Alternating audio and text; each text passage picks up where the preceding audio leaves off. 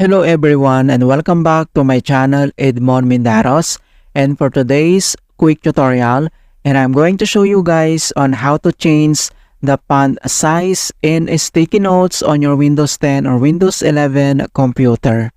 And without further ado, and let's go ahead. So all you have to do is to open up on the search menu, and dito sa search for apps, so type mo lang dito yung settings and i-click mo lang dito yung open. So, dito sa left side menu, and then kailangan mo lang i-select dito yung accessibility. So, click mo lang yan. And dito sa accessibility and under dito sa visions, makikita mo kaagad dito yung text size. Ito siya. Yung pinakauna. So, text size that appears throughout the windows in your apps. Okay? So, i-click mo lang yan.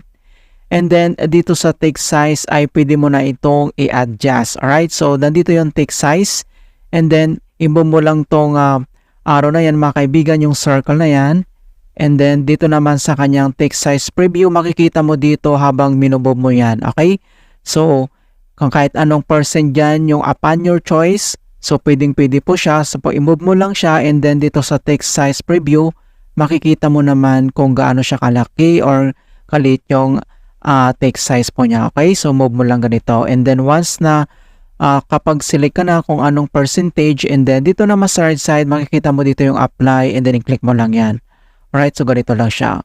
Okay, so ganun lang po kasimple on how to change font size in sticky notes in Windows 10 or Windows 11. And please don't forget to like this video, subscribe to my channel for more quality content.